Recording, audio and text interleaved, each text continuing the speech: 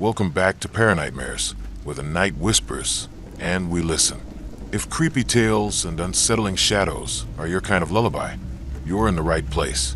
Before we descend into tonight's darkness, hit that like button, subscribe, and drop a comment telling me where you're from and what time you're watching. After you finish the video, let us know which part made your skin crawl most. I'm watching, and I read everyone. The road is a lonely place, but it's a chosen loneliness. For me, it was a sanctuary. After a messy divorce that left my life feeling small and suffocating, the vast, open blacktop of the American highway felt like the only place I could breathe. My name is Sarah, and for the last 3 years, my home has been the cab of a Peterbilt 579. I haul produce from the sun-scorched fields of California to the frigid distribution centers of the Midwest. It's a solitary existence, measured in mile markers and cups of burnt coffee. My only constant companions are the drone of the diesel engine and the ghosts of late-night talk radio. I thought I understood the isolation of this life. I didn't know it could be weaponized. The first time I saw the headlights, I thought nothing of it. It was somewhere in the desolate expanse of eastern Nevada, a stretch of eye, 80 so dark and empty it feels like you're driving through a void. They appeared in my rearview mirror around 2 a.m., two faint, perfectly round pinpricks of light, far in the distance. Another insomniac trucker, I figured, another soul chasing a deadline, but they stayed there. For hours, they never got closer, never fell further behind. They just maintained their position, a fixed point in the rolling darkness behind me. It was unusual, a breach of the unwritten etiquette of the road, where you either pass or keep your distance, but I dismissed it. The next night, I was cutting through Wyoming. The sky was a riot of stars, and the air was sharp with the promise of cold. Around the same time, 2:15 a.m., they appeared again, the same twin circles of light, hanging back with an unnatural patience. A flicker of unease, cold and sharp, went through me. Coincidence, I told myself. There are thousands of trucks on these roads, but my hand tightened on the wheel. I started watching my mirrors more than the road ahead. The third night, deep in Nebraska, I was waiting for them. My heart was a nervous drum against my ribs. The clock on my dash ticked past 2 a.m. Nothing.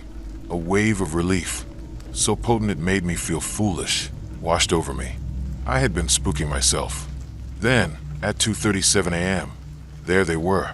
The same lights, popping into existence in my mirror as if they had simply materialized out of the darkness. This time I knew. This was not a coincidence. I was being followed. The true horror of it began to settle in my bones. This wasn't a road rage incident or some creep trying to get my attention on the CB radio. This was different. It was silent, methodical, and utterly anonymous. I had no idea what kind of vehicle it was, who was driving it, or what they wanted. The stalking was an act of pure presence, a psychological siege conducted across thousands of miles of open road. My sanctuary, my vast, open workspace, suddenly felt like a tiny, mobile cage. I tried to lose them. I'd pull off at a truck stop, pretending to refuel. I'd sit in the brightly lit diner, my eyes scanning the parking lot, trying to spot a vehicle that seemed out of place. But they were never there. The lot would be filled with the usual collection of tired rigs and beat-up cars. I'd get back on the road, my paranoia momentarily abated, only to see the lights reappear in my mirror an hour later. They knew my routine, or they were watching me even when I thought I was safe. Sleep became a luxury I couldn't afford. Every time I pulled into a rest stop to catch a few hours in my sleeper cab, I'd be jolted awake by the imagined phantom glow of headlights through my curtains. I started living on caffeine and fear. The friendly voices on the radio began to sound menacing. The shadows cast by rock formations on the side of the road began to look like a vehicle lying in wait. The paranoia was a fever, and the highway was a breeding ground for it. One night, somewhere in Iowa, I decided to confront them. I pulled my rig over to the shoulder, killed my engine, and waited, my heart hammering against my ribs. I watched in my mirror as the headlights got closer, slowing down. They pulled over about 100 yards behind me, bathing the asphalt in their pale, steady glow. and they just sat there, waiting. 10 minutes passed. 20. The silence was deafening. I felt like a mouse being toyed with by a cat. Finally, my nerve broke.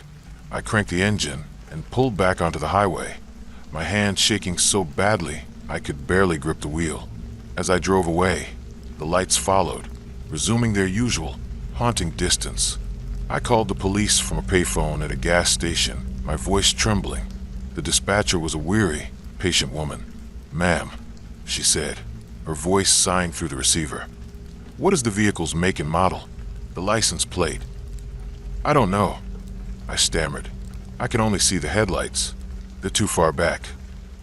"So, a vehicle is driving behind you?" she asked, the skepticism clear in her tone. "Are they flashing their lights? Are they tailgating you? Has the driver made any threats?" "No," I said, feeling my credibility crumble. "They're just there. Always there." She took a report, but I knew it was useless. I was just another crackpot caller, another ghost story from the lonely highway. There was no crime being committed. How do you report a feeling? How do you arrest a presence? The game changed in Illinois. I was on a stretch of two-lane highway, surrounded by endless fields of corn. The lights were behind me, as always.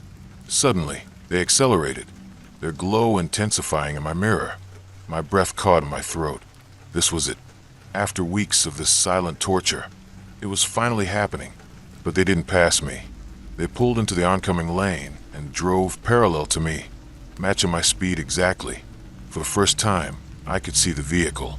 It was an old, beat-up, dark-colored sedan, a ghost car with no discernible features, its windows tinted so black they looked like solid panels. I couldn't see the driver. I couldn't see anything inside. It was a void on wheels.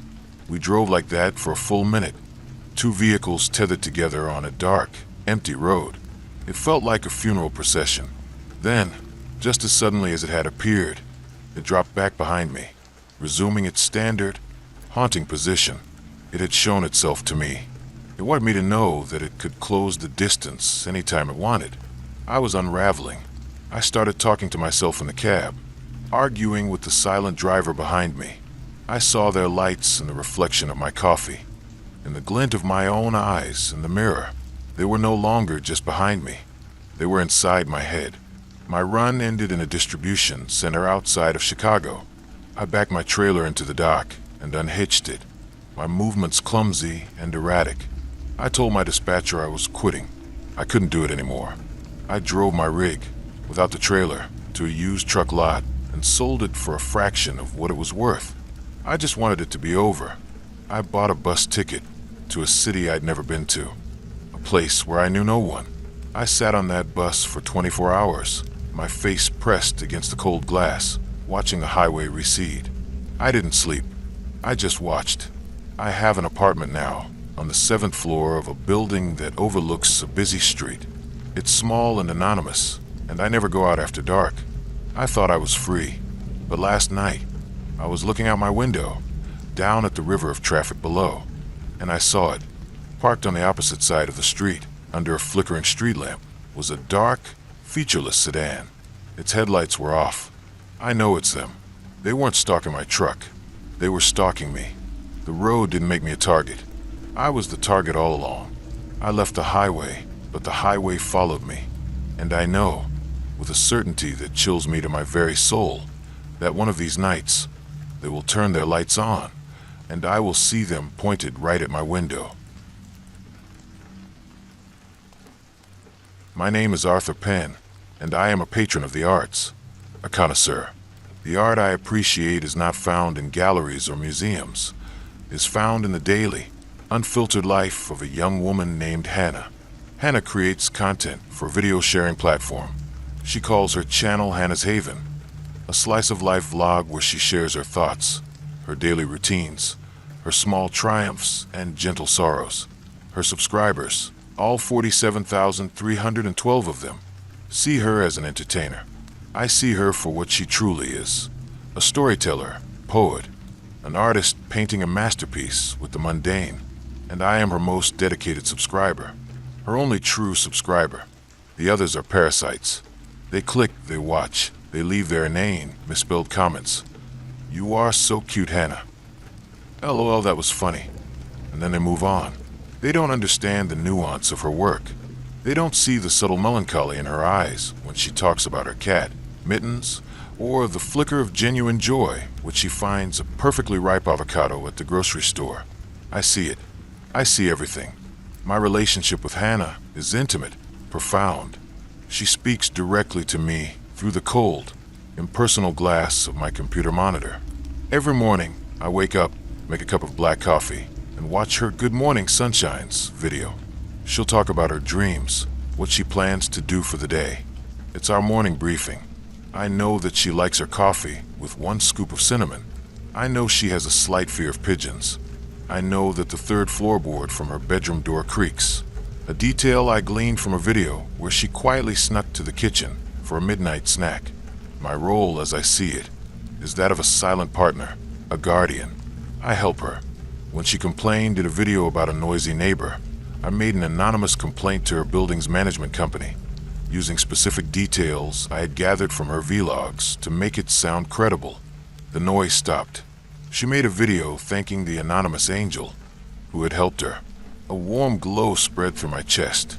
She was talking about me.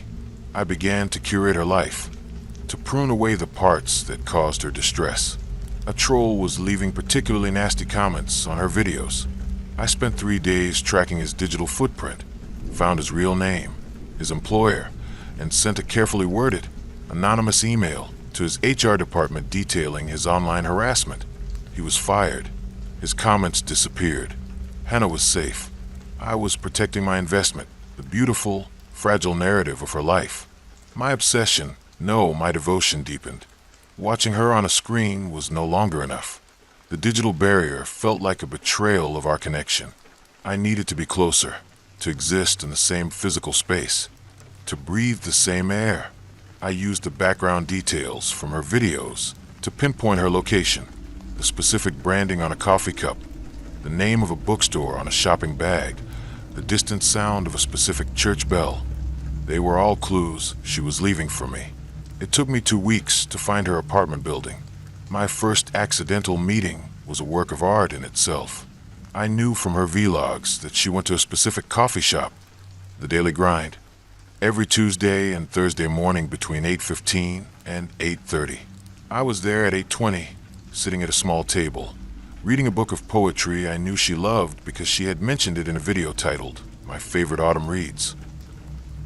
She walked in, a vision in a yellow raincoat, and her eyes landed on the book in my hands.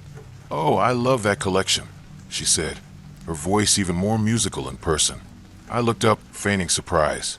It's my first time reading it. It's transcendent. I used the same word she had used. We talked for 10 minutes. It was the most glorious 10 minutes of my life. Her smile was even brighter in person. I was careful not to reveal how much I knew. I was just a stranger, a kindred spirit. As she left, she said, "It was really nice to meet you." "Arthur," I supplied. "Hannah," she said, though of course I knew. "Well, maybe I'll see you around, Arthur." She would. I made sure of it. I engineered a second meeting at a farmer's market she frequented, a third at a dog park where she sometimes walked her friend's golden retriever. Each time, I was a charming, non-threatening stranger. We were building a foundation, a real-world narrative to supplement our digital one. She was starting to recognize me, to greet me with a genuine smile. She called me her good luck charm, because something good always seemed to happen after we spoke. She didn't realize I was the one making those good things happen. I got her a discount at a local nursery by calling ahead and pretending to be her uncle. I made sure she got the last ticket to a sold-out movie by buying 2 online, and then, accidentally, having an extra when I ran into her at the theater. But my control had its limits. She started dating a man. His name was Mark. He was a bland, conventionally handsome personal trainer who appeared in her vlogs with increasing frequency. He was a virus in the pristine code of her life. He didn't understand her. He would interrupt her, make stupid jokes, touch her with his calloused, ignorant hands. He was a blemish on my masterpiece. I began to focus my efforts on Mark. I researched him, creating a detailed file. He was a flaw that needed to be corrected. I started small. I sent an anonymous tip to his gym about him, skipping out on clients. I used a burner phone to leave a 1-star review for his services, claiming he had poor hygiene. These were minor annoyances, meant to destabilize him, but he was persistent. He and Hannah seemed to be getting serious. He appeared in a vlog where they announced they were moving in together. He was going to be in her space, my space, breathing her air, sleeping in her bed. The thought was a white-hot spike of rage in my chest. Drastic measures were required. I followed them one night when they went out to dinner. I watched them through the restaurant window, my heart a cold, heavy stone. They were laughing. He put his hand on hers. This man was a cancer, and it was my duty to excise him. I knew his route home from his gym. I knew he often biked. The next evening, I was waiting. I had stretched a thin, high-tensile wire across a poorly lit section of the bike path. I hid in the bushes, my heart pounding with a terrible, righteous purpose. I heard the whir of his bike before I saw him. He was moving fast. The wire caught him at neck level. The sound was a horrific wet crunch. He was dead before he hit the ground. I felt nothing. No guilt, no remorse. It was a necessary amputation to save the patient.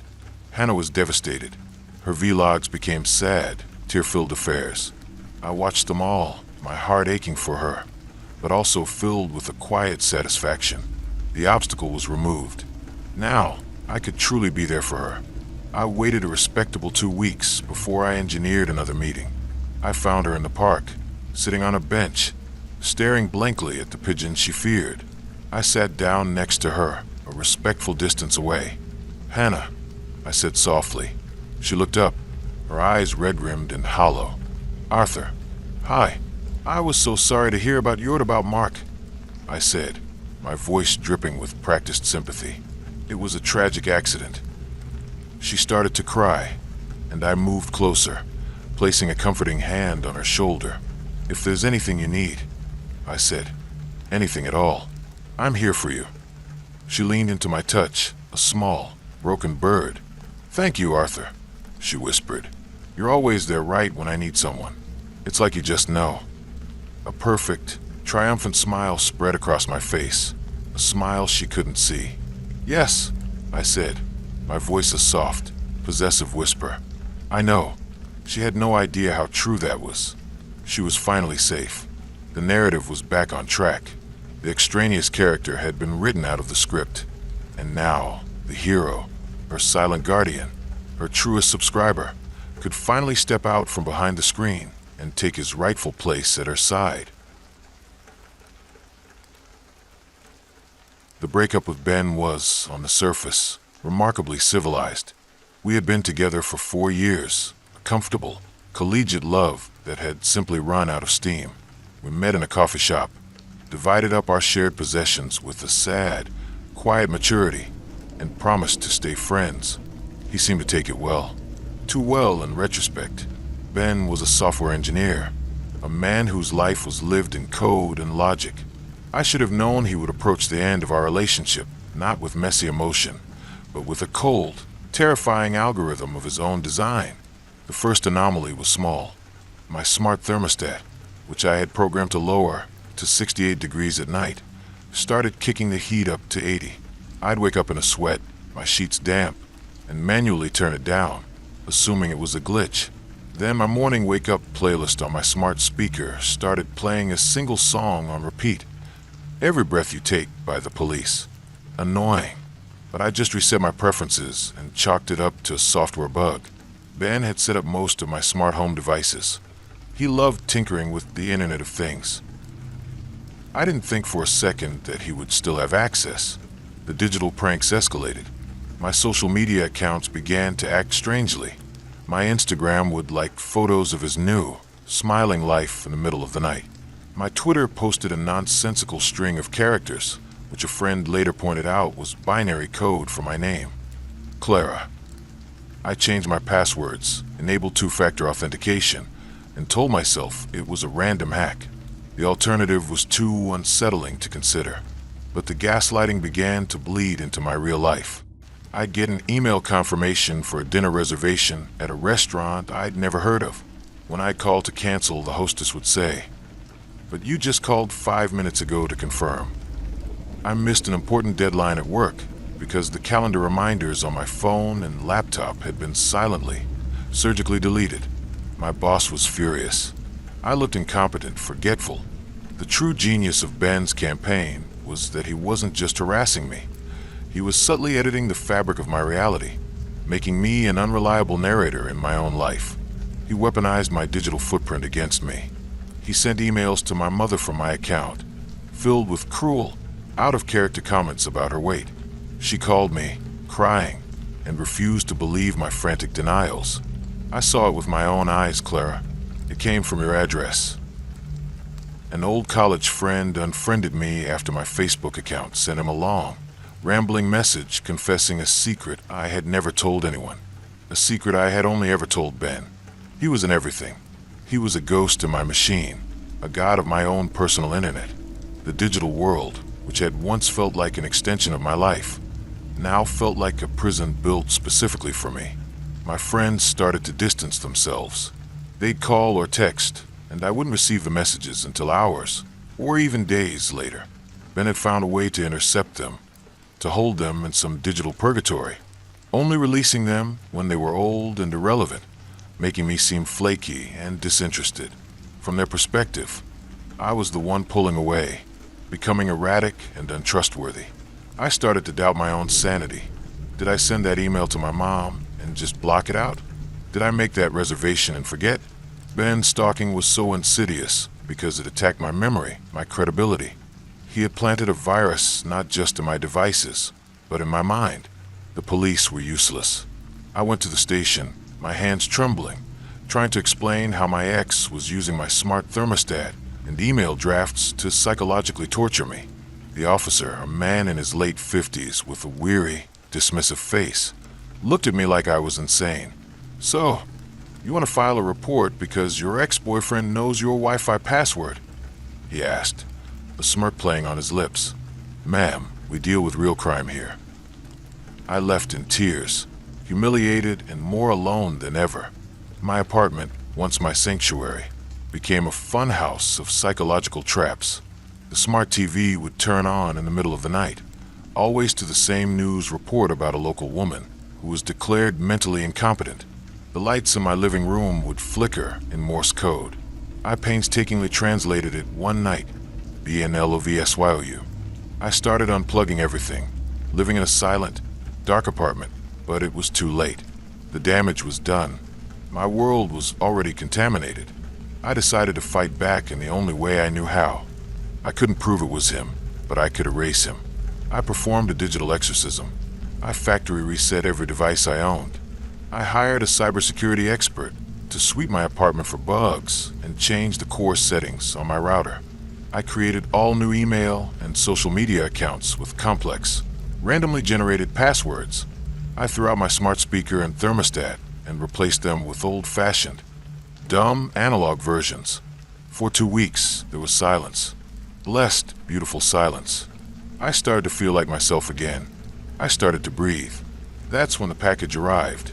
A small, neat box with no return address. Inside was a brand new, top-of-the-line digital photo frame. I hadn't ordered it. I was about to throw it away when it flickered to life. It was preloaded with a single photo. A photo of me, sleeping in my bed. It had been taken the previous night. My blood ran cold. He wasn't just in my devices anymore. He had been in my room. The realization hit me with the force of a physical blow. The digital stalking, the gaslighting, the online harassment. It was all just the first phase. It was designed to isolate me, to discredit me, to break me down until I had no one to turn to, no one who would believe me when the real terror began. I looked at the photo again, my eyes scanning the background for any clue, and I saw it. Tucked in the corner of the frame, almost invisible in the shadows of my bedroom, was the tiny, glowing red eye of a hidden camera. He had planted it long ago, when we were still together, a digital sleeper agent waiting to be activated. My phone buzzed. A text from a number I didn't recognize. "Did you like my gift?" There are no unread messages between us anymore, Clara. I see everything. I hear everything. And now you see me too. I looked back at the digital frame. The photo of me sleeping was gone. It had been replaced by a live feed. It was a view of my own face, my mouth open in a silent scream, my eyes wide with a terror that was absolute. He wasn't just watching me. He was showing me that he was watching me in real time.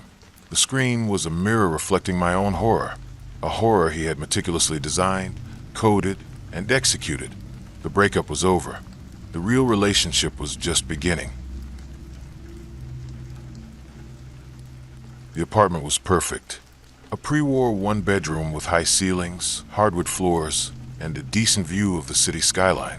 It was the first place that was truly mine, a sanctuary I had built for myself after years of living with roommates. For the first month, it was a haven of peace and solitude. Then came the scent of lavender. It was faint at first, an elusive, floral note in the air when I'd come home from work. I thought it was my new neighbors, perhaps a scented candle or an air freshener wafting through the vents. It was a pleasant, calming smell, and I thought nothing of it. But the scent began to grow more persistent, more specific. I would smell it most strongly in the hallway right outside my door, and sometimes, faintly, inside my own locked apartment. Then, the small disruptions started. They were tiny, insignificant things, the kind of things that make you question your own memory. A teacup on my kitchen counter moved slightly to the left of its saucer. The book on my nightstand, which I always left face down to mark my page, would be closed. A bookmark I didn't own tucked inside. A single, long, dark strand of hair, not my own blonde, lying coiled on my white pillowcase. Each discovery was a tiny, cold pinprick of fear. I live alone. I am meticulous, a creature of habit. I know how I leave things.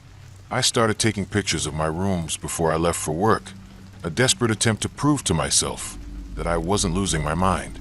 The pictures confirmed it. Things were being moved. My sanctuary had been breached. The feeling of violation was a slow-acting poison. The horror wasn't in a confrontation, a jump scare in a dark room. It was in the quiet, creeping certainty that someone could get into my home, my most private space, and leave without a trace. They didn't steal anything. They didn't break anything. They just touched things. They breathed my air. They left their scent behind like a wolf marking its territory. I called a locksmith and had my locks changed, installing a heavy-duty deadbolt and a chain.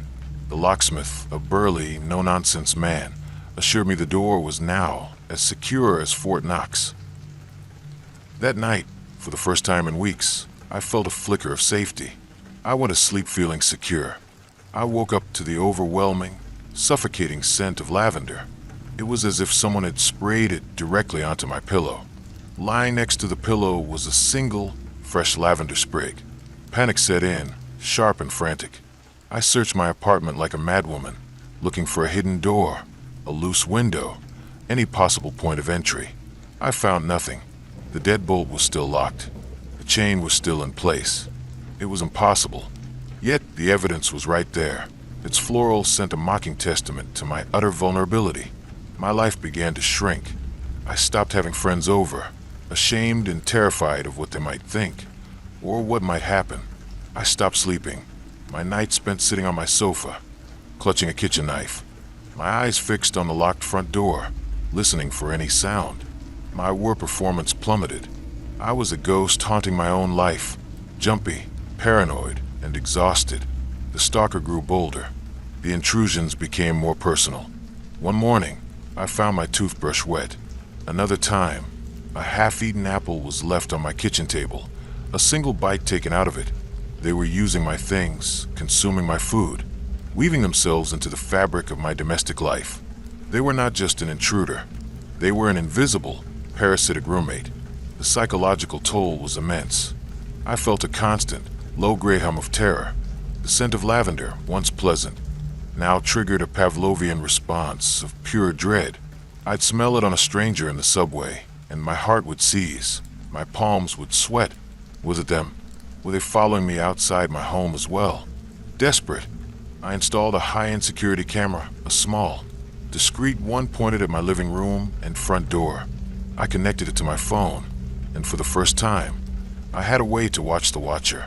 I spent my entire day at work manically refreshing the live feed on my phone. Nothing. The apartment remained still, empty, exactly as I had left it. That evening, I sat on my sofa, watching the recorded footage from the day. I fast-forwarded through hours of an empty room. Nothing. No one had entered. No one had left. I felt a wave of despair. Was I truly going insane? Was I doing these things myself in some sort of fugue state? And then I saw it. I rewound the footage, my eyes glued to the screen. The timestamp was 2:17 p.m. In one frame, the throw pillow on my armchair was in its usual position. In the very next frame, it was slightly askew. I replayed it over and over. It was a single frame jump. There was no one there. The pillow had just moved. It was as if a section of the recording, the part showing the intruder, had been seamlessly, expertly deleted. My stalker wasn't just a physical intruder. They were a digital one too. They had hacked my camera feed, erasing their own presence, leaving only the results. This wasn't just a person. This was someone with a terrifying level of skill and patience. That night, I decided I couldn't stay there any longer. I packed a bag, my hand shaking, my eyes darting around the room, feeling their unseen presence all around me. As I was about to leave, I smelled it again, stronger than ever before, the scent of lavender. I turned, and my heart stopped. Scrawled on the bathroom mirror, in the steam from a shower I hadn't taken, were two words: "Don't go." I screamed. I dropped my bag and fumbled for my keys, my fingers clumsy with terror. I unlocked the deadbolt, slid the chain, and threw open the door. Standing in the hallway, right in front of my door, was a woman. She was my age, with long, dark hair and wide, empty eyes. She was wearing my bathrobe. In her hand, she held a key. Not a copy. My key. The one I thought was in my purse. "I was just drawing you a bath," she said, her voice a soft, placid whisper. "I put in some lavender oil. I know it helps you relax." She smiled, a gentle, serene smile that was the most terrifying thing I had ever seen. She wasn't a ghost. She wasn't a hacker. She was my neighbor, the quiet woman from apartment 4B. And she had been living a secret, parallel life inside my own home for months. She hadn't been breaking in. She had a key. She had been taking it from my purse when I left, and returning it before I got home. She wasn't trying to scare me. In her twisted, delusional mind, she was taking care of me. She was my friend, my protector, my keeper. And as she took a step toward me, the scent of lavender flooding my senses, I knew that my sanctuary had become my tomb, and I was never, ever going to be alone again. The blue-white glow of her laptop screen was Evelyn's only companion in the quiet apartment, a flickering beacon in the late-night darkness. As a freelance graphic designer, her life was a carefully curated digital fortress. She used a VPN religiously, had a separate, anonymous email for every subscription, and her social media presence was a heavily locked-down ghost town. Her professional identity was a series of carefully constructed digital walls, but walls, she would soon discover, were made of glass. The stalker she couldn't see, couldn't hear, and couldn't touch was a phantom, an entity that lived not in the shadows of her physical world, but in the binary code of her digital one. The terror began subtly, with a small, unsettling anomaly. An email arrived one Tuesday night. Its subject line a single, chilling phrase: "Your design for the Iris project is good, but the typography on the third layer is a bit off. It doesn't quite match the somber mood you're aiming for." Evelyn's blood ran cold. The Iris file was on her local drive, a project she had just started, and the third layer was a hidden one, a tiny detail only she should have known. She ran a full system scan, a process that yielded no results. She changed every password, every login, every security question. She even did a complete factory reset of her computer, wiping the hard drive clean. But the phantom persisted. A single, perfectly placed comment would appear on a private blog post, a critique of her work that was so specific it could only have been seen by her. A notification would flash on her phone, a single, Perfectly timed emoji. The black heart emoji. That was an unsettling reflection of a thought she had just had. The stalker wasn't just observing her. It was living inside her digital life. A parasitic entity that fed on her every keystroke, her every search query, her every fleeting thought. The horror wasn't in the explicit threat. It was in the profound, crushing violation of her personal space. The feeling of her mind being a public forum. Her life a reality show for an audience of one. Her carefully constructed digital life began to unravel. Files would be subtly altered. A single line of code in her design projects changed to create a jarring, unsettling visual. Her social media accounts, despite her best efforts, would post a cryptic, haunting message, a single, perfectly rendered photograph of her in a moment of extreme vulnerability. She would be working late at night, a moment of profound, solitary concentration, and a phantom, disembodied voice would whisper through her headphones. "You're getting tired, Evelyn. You should rest. I'll take it from here." The stalker wasn't just a threat. It was a digital god, a being that had absolute control over her life, her identity, her very existence. The terror wasn't in the fear of being seen. It was in the fear of being erased, of being replaced by a digital copy that was a perfect, sinister reflection of her soul. She was a living, breathing ghost in her own life, a life that was now controlled, curated, and owned by a phantom that lived not in the shadows, but in the blue light of her screen. The final message arrived on a night of unbearable terror. "I've decided I like your life more than mine. I'm taking over." The screen went black, and Evelyn, her sanity now in fragments, felt her identity, herself, being slowly, terrifyingly overwritten. A living ghost in a life that was no longer her own. She was a living, breathing ghost in her own life. A life that was now controlled, curated, and owned by a phantom that lived not in the shadows, but in the blue light of her screen. The final message arrived on a night of unbearable terror. "I've decided I like your life more than mine. I'm taking over." The screen went black, and Evelyn, her sanity now in fragments, felt her identity, herself, being slowly, terrifyingly overwritten. A living ghost in a life that was no longer her own. The radio crackled in my apartment, an old relic I'd picked up at a flea market, its scratched casing glowing faintly under the dim light of my desk lamp. I lived alone in a cramped studio on the edge of town, where the streetlights flickered and the neighbors kept to themselves. The radio was my companion during late-night study sessions, its static-filled stations a comforting hum. But tonight it wasn't right. The dial stuck, refusing to turn past a dead frequency, and beneath the white noise, a voice emerged, low, deliberate, and chillingly familiar. "This is for you, Emily," it said, my name slicing through the static like a knife. My heart stopped. No one knew I listened to this radio, not even my co-workers or the few friends I texted sporadically. I yanked the plug from the wall, but the voice continued, now clearer. "I'm watching you, Emily. Always watching." The room spun. I checked the locks on my door, bolted, as always, and peered through the peephole. The hallway was empty, but the air felt heavy, like someone had just been there. I tried to rationalize it. A prank, maybe, or a cross signal from some creepy podcast. But the voice came again the next night, this time reciting my schedule. Coffee at 7:30, work by 8:15, home by 6:45. My hand shook as I smashed the radio with a hammer, shards of plastic scattering across the floor. Silence followed, but it was worse.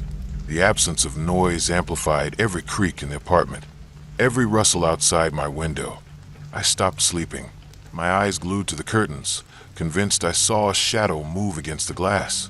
Days later, package arrived, no return address, just my name in sharp, jagged handwriting.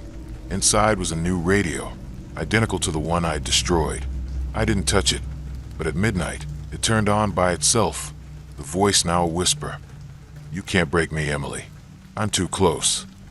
I called the police, but they found nothing. No fingerprints, no signal trace, no evidence anyone had been near my apartment. They suggested I move, but I couldn't afford it. My job as a library assistant barely covered rent. The messages escalated. My phone buzzed with texts from unknown numbers. Photos of me at the grocery store, my back turned. A blurry shot of me sleeping, taken from above my bed. I installed cameras, changed locks, and stopped going out unless I had to. But the stalker was always one step ahead.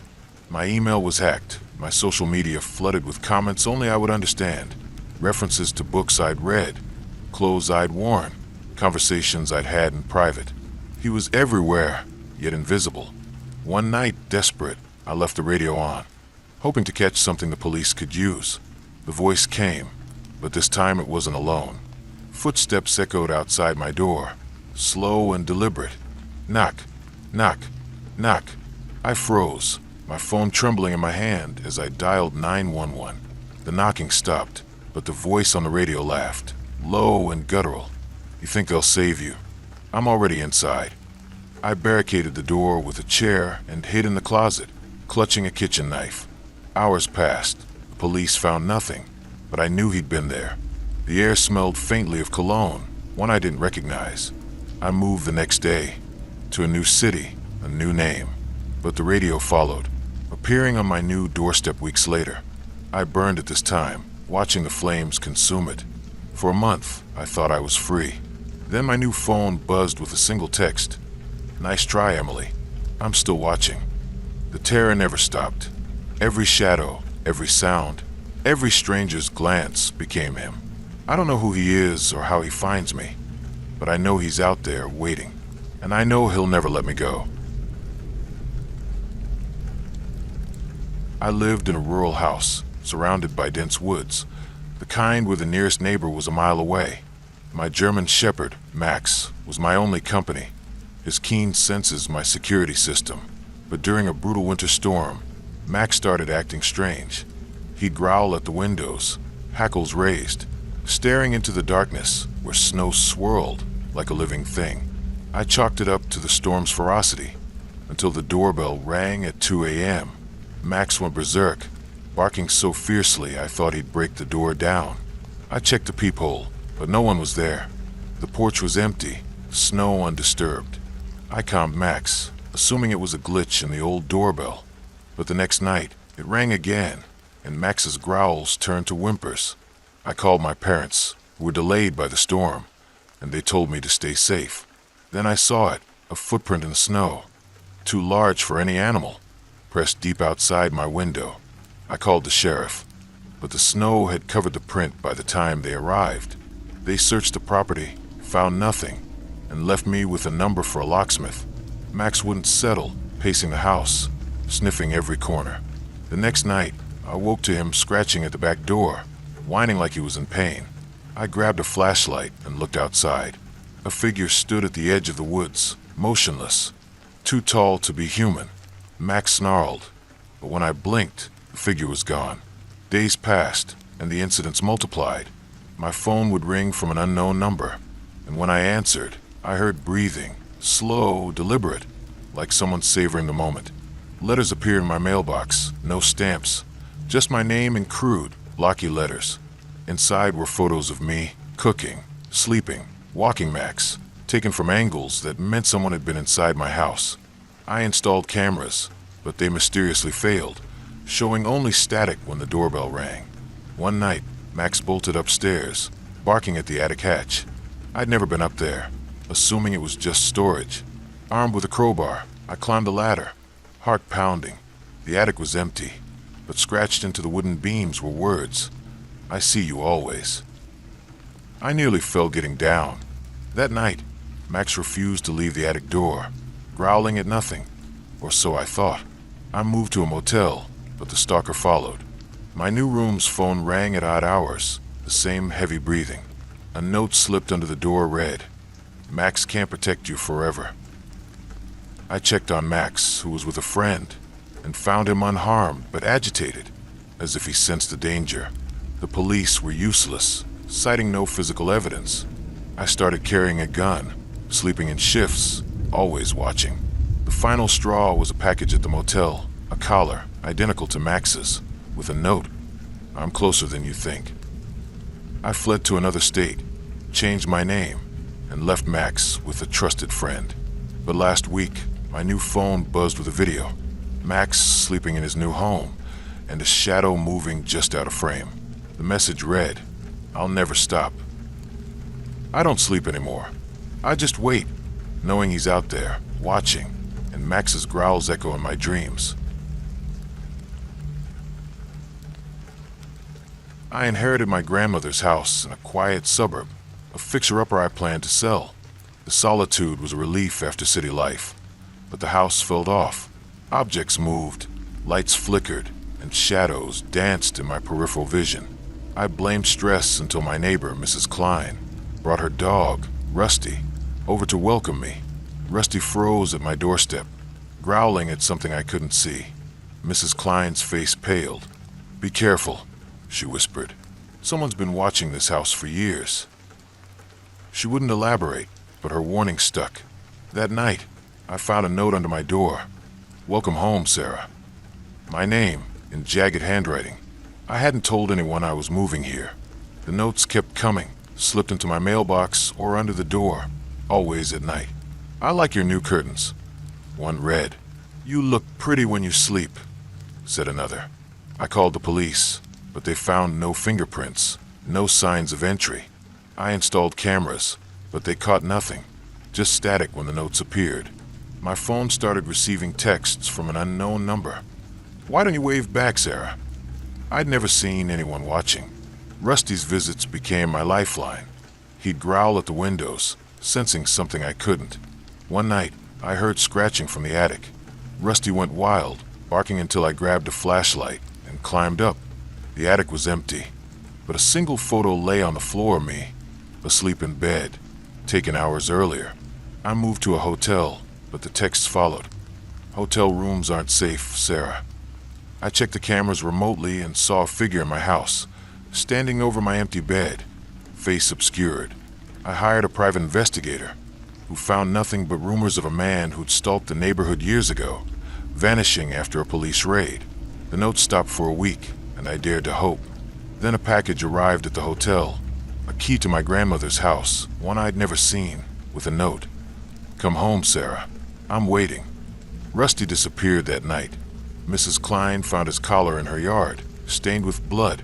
I sold the house at a loss and moved cross-country. But last night, my new apartment's doorbell rang. No one was there, just a note.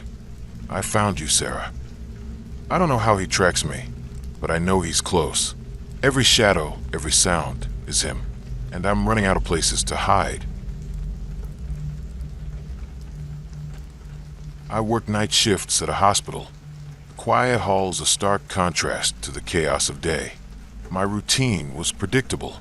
Check patients, chart vitals, and avoid the flickering lights in the old wing.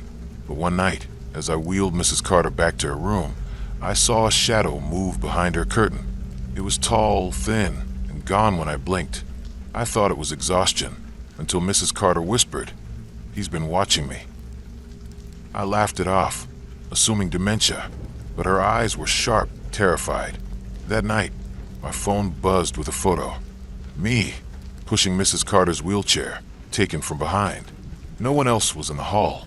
I reported it to security, but the cameras showed nothing. The next night, a note was taped to my locker. "You're so caring, Lucy." My name, in crude letters. The incidents escalated. Footsteps followed me in empty corridors, always stopping when I turned. My car's windshield had Lucy scratched into it. I started seeing the shadow everywhere, outside patient rooms, in the parking lot, even in my apartment's reflection. My co-workers thought I was paranoid, but Mrs. Carter gripped my hand one night and said, "He's always been here. He picks one nurse at a time." I dug into hospital records and found a pattern. Nurses reporting harassment, then quitting or disappearing. No one was ever caught. I changed my shifts, but the stalker followed. My apartment's locks were picked, my clothes rearranged, and photos of me sleeping appeared on my phone. The police were useless, no evidence, no suspect. One night, I stayed late, hiding in a supply closet to catch him. I heard footsteps, slow and deliberate. Then my name whispered through the door. I held my breath, clutching a scalpel. The door creaked open, but no one was there. My phone buzzed. A live feed of me, cowering in the closet, from an impossible angle. I quit the next day and moved to a new city. But last week, a note appeared under my new door. I miss you, Lucy. He's still out there, and I'm his obsession. As kids, Simon and I loved biking down Sickle Street's hill, the wind whipping past as we raced to the bottom. But one evening, as we collapsed in the grass, laughing, a man watched us from the tree line. His eyes were fixed on me, unblinking, his smile too wide. "Nice ride, Jake," he said, my name chilling me to the bone. We pedaled home, hearts pounding. He started appearing everywhere, outside school, at the park, always at a distance, always smiling. I told my parents, but they saw nothing. Simon stopped biking with me, avoiding my eyes. Notes began appearing in my backpack. "You're so fast, Jake." Photos of me biking, taken from angles no one could reach, were slipped under my door. I stopped going outside, but the feeling of being watched never left. Years later, as an adult, I thought I'd escaped. I moved to a new city, got a job, and started biking again to clear my head. But one night on a deserted path, I heard footsteps behind me. I pedaled faster, heart racing, but the steps kept pace. A voice called, "Still so fast, Jake." I crashed into a ditch, scraping my hands raw. When I looked back, no one was there, but my bike's tire was slashed. I installed cameras at my apartment, but they caught nothing. Texts came from unknown numbers. "I like your new bike, Jake." Photos of me sleeping, eating, working. I moved again, changed my number, but the messages followed. Last week, a package arrived, a bike chain, rusted and heavy, with a note. "Ride with me, Jake." I don't bike anymore. I don't leave my house, but I hear footsteps outside my window, and I know he's waiting for me to run.